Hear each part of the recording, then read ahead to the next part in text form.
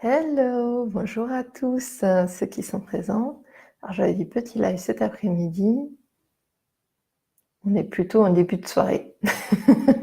On est plutôt en début de soirée. Bienvenue aussi à ceux qui regarderont le replay. Aujourd'hui, j'avais envie de vous parler de changement. Changement parce que quand je lis vos commentaires sous mes vidéos des clés de la confiance, c'est ça qui revient dans de nombreux cas. Alors, je suis Cécile Mahé, auteure du blog Plantes Essentielles et formatrice en aromathérapie. En ce moment, c'est la fête du blog, voilà, jusqu'au 5 mai. Jusqu'au 5 mai, il y a des animations, des jeux à gagner, des jeux, des cadeaux à gagner, des lives, plein de choses, plein d'informations. Et aujourd'hui, donc, le sujet du changement, puisque quand on passe finalement de médecine, on va dire, classique, les médicaments, toutes ces choses-là, à des choses un petit peu plus naturelles, c'est un changement. Et c'est un changement qui n'est pas anodin. C'est un changement qui n'est pas tous les jours facile. Et en fait, l'idée m'est venue en trouvant une citation que j'aime bien, j'ai notée. Alors par contre, je ne sais pas d'où ça vient. Mais je trouve que ça représente bien ce qu'on pourrait avoir comme état d'esprit. C'est le secret du changement consiste à concentrer son énergie pour construire du nouveau et non se battre contre l'ancien. Je dis ça pourquoi? Parce que on a tendance à, dès qu'on trouve quelque chose qui fonctionne, qui est nouveau, on a tendance un petit peu à critiquer peut-être l'ancien système, et c'est pas forcément positif.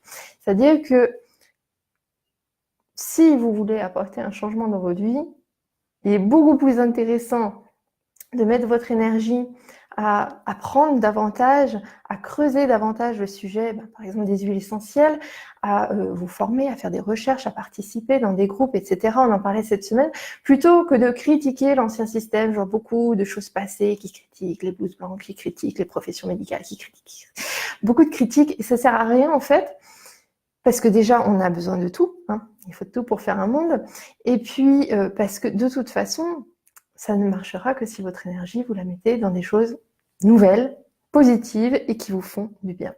Donc voilà, petit message de tolérance à l'attention de toutes les personnes qui s'intéressent à ce qu'on appelle les médecines complémentaires. J'aime bien le nom de complémentaire plutôt que médecine douce, parce que c'est pas toujours très doux, ou que médecine alternative, puisqu'on ne peut pas toujours considérer que ce sont de réelles alternatives, pas dans tous les cas.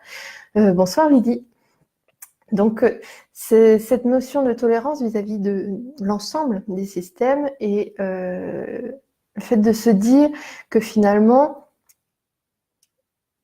on a besoin de tout. Tout est utile, tout est intéressant, et le fait qu'à titre personnel, on souhaite changer devrait nous amener à